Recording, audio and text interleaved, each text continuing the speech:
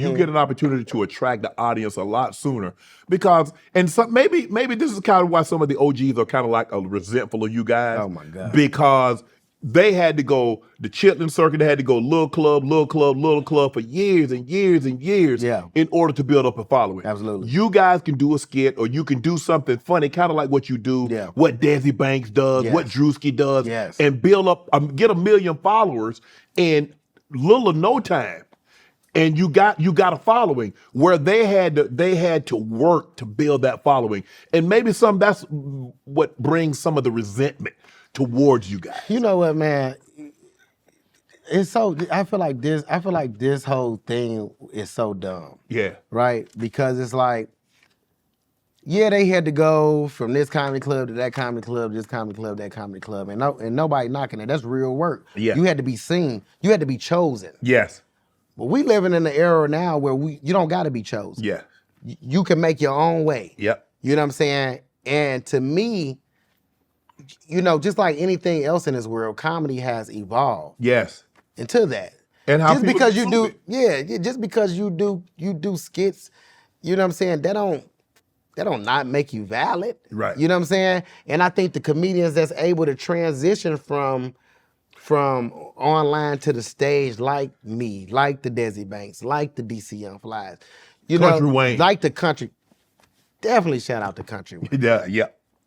Like the Country Waynes. When you got them type of guys, you know what I'm saying, that's been able to make that transition, you know, doing them skits ain't easy. No. Because if it was, more people the OG comedians that's complaining about it would do it. They would do it. You see what I'm saying? Yeah, I do. Like, if we've been able, they said we couldn't do this and come play their game. And I just named you the comedians that do that and we go play their game.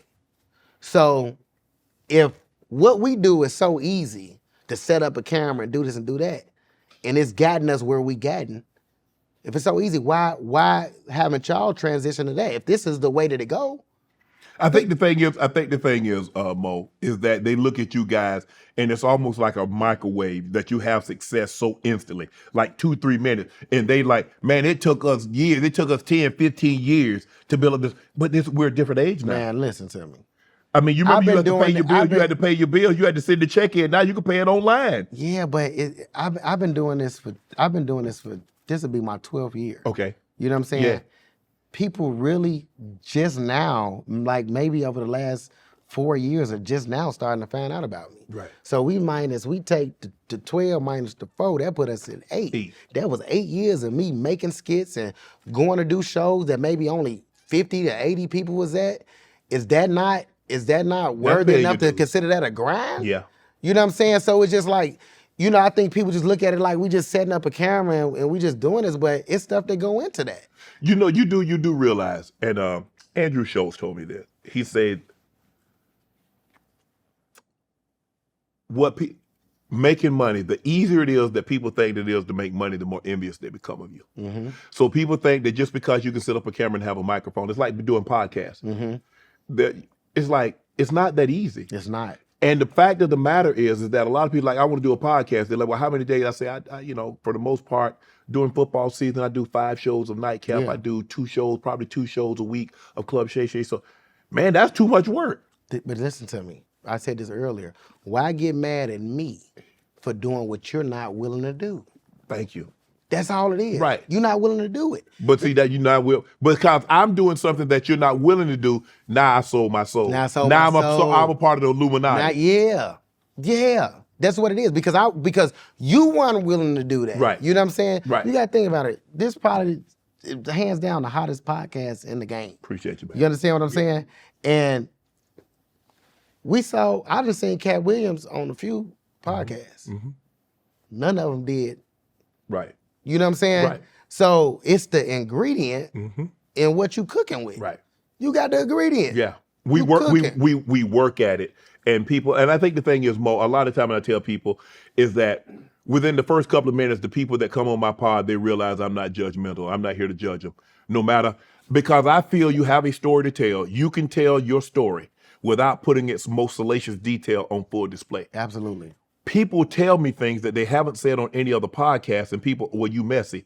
How am I messy? You do realize if somebody tells you a story and you only hear that person's side of the story, you're being messy because the other person didn't say anything. Here's the thing. All I've ever seen you do is listen. That's it. That's it.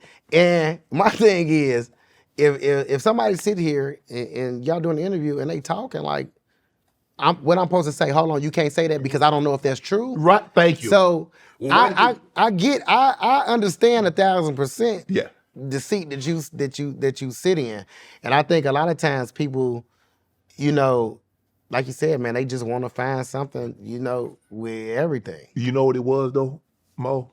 And when people ask, I said, let me ask you this. And people that have podcasts, I said, if Katt was on your podcast and was saying exactly what he said on my podcast, would you have stopped him? Hell no. So why you mad at me that I didn't stop him? But it's just like, who are you to stop him though? Like, who are you to, like why would you say, now you can't say Ricky Smiley was supposed to be money. Just like when Ricky said what he said, I didn't stop him. Bro. When said what he said, I didn't stop him. It's two sides. My thing is three sides. It's the truth. It's they side. I don't know because I don't live in that world. Yeah. And I think the thing is what a lot of people got upset about is that Katt peeled a layer back that unless you walk in and live in that world, you didn't know. You didn't know. So people didn't know that they had like, I didn't know it was like that. Oh, you'd be surprised. Comedy beef is like the rap game.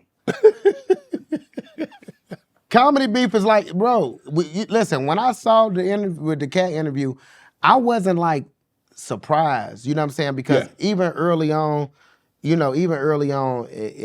my experience of coming up in this game, bro, I was doing a show in 2018, and I'm not gonna say none of the comedians' name, but bro, I've seen a bunch of comedians just standing around talking about one comedian. Right. Talking about just one comedian. And right after that, every single one of those comedians that I've seen having that conversation about that one comedian, I've all seen them at some point with that one comedian. You know what I'm saying? So it's just like, bro, at the end of the day, bro, people be hating. They do. But you know what? They only hate when you're successful. And if you're doing bad, ain't nobody hating. Ain't nobody got nothing to say. It's not until you doing better than them till now it's like, oh, he ain't that funny, or he ain't this, or he had to do that, or he only got that because of this. And it's just like, bro, run your race. Yes. Forget what he doing. I agree. Forget what he doing. Where am I? What are we? Why am I focused on what he's doing? Right.